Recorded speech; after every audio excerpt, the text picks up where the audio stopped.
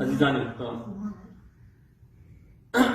آج دو چار باتیں آپ سے عرض کرنے کی جو ہے کوشش کرتا ہوں، اور اس کو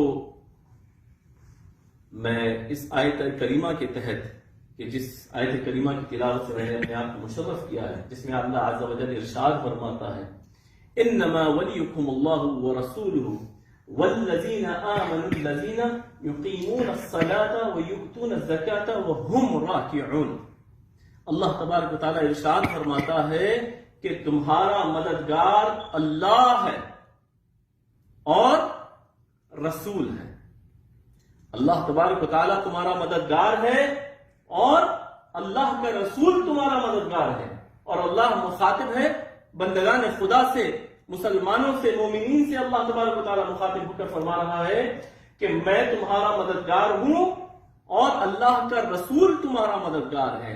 اور پھر ارشاد فرماتا ہے، اس پر بات کو ختم نہیں فرمایا، پھر آگے ارشاد فرماتا ہے والذین آمنوا الذین یقیمون الصلاة ویؤتون الزکاة وهم راکعون، اور اس کے علاوہ وہ جنہوں نے ایمان لایا، وہ ایمان والے جو نمازوں کو قائم کرتے ہیں، جو نمازیں پڑھتے ہیں، اور وہ جو زکوٰۃ دیتے ہیں، اور جو اللہ کی بارگاہ میں رجوع ہو جاتے ہیں، وہم راکعون۔ اللہ تبارک و تعالی ان کو بھی تمہارا مددگار ارشاد فرما رہا ہے۔ اب یہاں پہ اللہ کا مددگار ہونا تو سمجھ میں آیا، اور اللہ کے حکم سے، مرضی سے اس کا رسول بھی مددگار ہونا، یہ بھی بات سمجھ میں آئی۔ قرآن مجید کی ایک آیت کو بار بار پیش کیا جاتا ہے جس میں اللہ تبارک و تعالیٰ نے ارشاد فرماتا ہے وَمَا لَكُم مِّن دُونِ اللَّهِ مِن وَلِيٍّ وَلَا نَصِيرٍ، وَمَا لَكُم مِّن دُونِ اللَّهِ مِن وَلِيٍّ وَلَا نَصِيرٍ، اور کوئی نہیں تمہارا مددگار سوائے اللہ کے، نہ کوئی تمہارا گائیڈنس تمہیں دینے والا ہے، اور نہ کوئی تمہارا ہیلپر ہو سکتا ہے۔ یہاں پہ اللہ تبارک و تعالیٰ نے بات واضح فرما دی قرآن مجید میں کہ اللہ کے علاوہ کوئی تمہارا مددگار نہیں ہو سکتا۔ بات سمجھ میں آ گئی، لیکن سورہ مائدہ کے اندر اللہ تبارک و تعالیٰ ایک اور طرز میں بات فرما رہا ہے۔ اللہ خود ارشاد فرما رہا ہے کہ تمہارا مددگار ہے اللہ، اس کا رسول، اور وہ نیک بندگان خدا۔ تو کیا خدا نخواستہ آیات کے اندر ٹکراؤ ہے؟ کیا تضاد ہے؟ کہ اللہ کے قول میں معاذ اللہ تضاد نہیں، بلکہ حضرت عبداللہ ابن عمر رضی اللہ تعالیٰ جلیل القدر ذات گرامی ہیں، حضرت عمر رضی اللہ تعالیٰ کے صاحبزادے، آپ ارشاد فرماتے ہیں کہ بدترین ہیں وہ کائنات میں وہ لوگ، کائنات میں کچھ لوگ ایسے ہیں جو انتہا سے زیادہ بدترین اور شریر ہیں۔ کون؟ وہ جو قرآنی آیات جو بتوں پر نازل ہوئی ہیں یا کفار پر نازل ہوئی ہیں، ان کو مسلمانوں پر چسپا کر دیتے ہیں۔ جو بتوں کی آیات ہیں، جو کافروں کے لیے جو آیات کو نازل کیا گیا ہے، ان کو مسلمانوں پر چسپا کر دیتے ہیں۔ اب بات سمجھ میں کیا آئی کہ یہاں جو اللہ تبارک و تعالیٰ ارشاد فرما رہا ہے کہ وَمَا لَكُم مِّن دُونِ اللَّهِ مِن وَلِيٍّ وَلَا نَصِيرٍ، کہ کوئی نہیں تمہارا مددگار اللہ اور اس اللہ کے علاوہ، یہاں اللہ تبارک و تعالیٰ مخاطب ہے کفار سے کہ وہ جن کو تم نے اپنا بت بنا لیا ہے اور اپنا معبود مقرر کر لیا ہے، اور سمجھتے ہو کہ یہ تمہاری مدد کریں گے اللہ کی مرضی کے مخالفت میں، تو سمجھ جاؤ کہ کوئی تمہارا مددگار نہیں ہو سکتا سوائے اللہ کے۔ یہاں کفار سے اللہ تبارک و تعالی مخاطب ہے، اور مسلمانوں کے لیے، مومنین سے جب اللہ خطاب فرما رہا ہے، سورہ مائدہ کے اندر اللہ تبارک و تعالی ارشاد فرما رہا ہے انما ولیکم اللہ ورسولہ والذین آمنوا الذین یقیمون الصلاة ویؤتون الزکاة وهم راکعون۔ اللہ بھی مددگار ہے، اللہ کا رسول بھی مددگار ہے، اور وہ اللہ کے مقرب بندگان خدا، اور یہ جو جماعت ہے یہ اولیاء کی جماعت ہے۔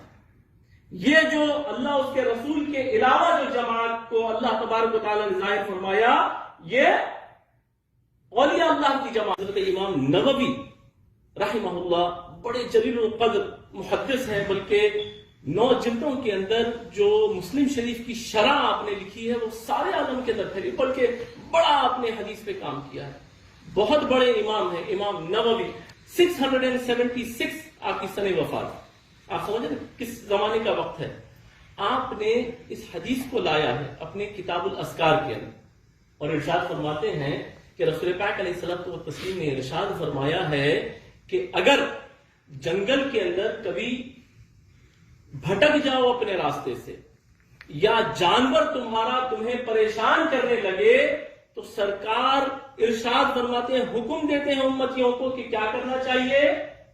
بھائی جنگل میں پریشان ہیں، اکیلے ہیں. اب یہ ڈپارٹمنٹ باضابطہ اللہ کی مرضی سے کسی کو دے دیا گیا ہے. رسول پاک علیہ الصلوۃ والتسلیم حدیث میں ارشاد فرماتے ہیں. اب یہاں پہ یقین میں استغفر اللہ اس سے ہٹ کے بات نہیں کر رہا ہوں، بات موٹی سمجھانے کے لیے. یہ نہیں فرمایا کہ بھائی وضو کرو اور نمازیں شروع کر دو، یقیناً اس کا فائدہ ہے، لیکن فی الوقت جو مسئلے کا حل ہے رسول پاک اس حل کی طرف بندگان خدا کو لے جا رہے ہیں. ارشاد فرماتے ہیں کیا کہنا چاہیے؟ دعا کرو، یا رجال الغیب اعینونی، اے بندگان خدا، اے رجال غیب، جو غیب کے رجال ہیں، جو غیب والے مرد ہیں، اے رجال الغیب میری مدد کو آؤ. کس کو پکارا ہے؟ غیر اللہ کو ہی پکارا ہے نا. سرکار جو حکم دے رہے ہیں غیر اللہ کو پکارنے کا حکم دے رہے ہیں کہ اللہ کی مرضی کے بغیر یہ کام ہو سکتا ہے؟ اللہ نے وہ ڈپارٹمنٹ ان کو دیا ہوا. جو جنگلوں کے اندر لوگ بھٹک جاتے ہیں ان کے لیے رجال غیب کو اللہ تبارک و تعالیٰ نے متعین کر دیا ہے. یا رجال الغیب اعینونی، کوئی معمولی شخصیت نہیں ہے، امام ہیں. اب حضرت امام نووی ارشاد فرماتے ہیں کہ وقت ایسے ہی آیا کہ میں جنگل کے اندر تھا اور اتنے بڑے محدث تھے تو آپ نے فرمایا کہ جانور ستانے لگا اور پریشانی لاحق ہو گئی، کیا کروں؟ مجھے وہ حدیث یاد آئی اور آپ نے وہی عمل کیا کہ یا رجال الغیب اعینونی، اے رجال غیب میری مدد کو آؤ، میری مدد کرو. اچانک سے آپ لکھتے ہیں کتاب کے اندر، کتاب الاذکار کے اندر، سنہ وفات 676، انڈیا، پاکستان، بنگلہ دیش سب کی پیداوار سے پہلے کی بات ہے. یہ سمجھ رہے ہیں آپ؟ کیا دیکھتے ہیں کہ اچانک سے 6-7 بندے سامنے نمودار ہو جاتے ہیں، لمبے چوڑے، حسین و جمیل، سفید سفید، اور آتے ہیں آپ کی مدد کرتے ہیں. آپ فرماتے ہیں، لکھتے ہیں کہ میرا دل چاہا کہ میں ان سے مصافحہ کروں، ان سے سوال کروں کون ہو، اچانک سے غائب ہو جاتے ہیں، اچانک سے غائب ہو جاتے ہیں. اب آپ اندازہ لگائیے کہ یہ باضابطہ حدیث کے اندر بات موجود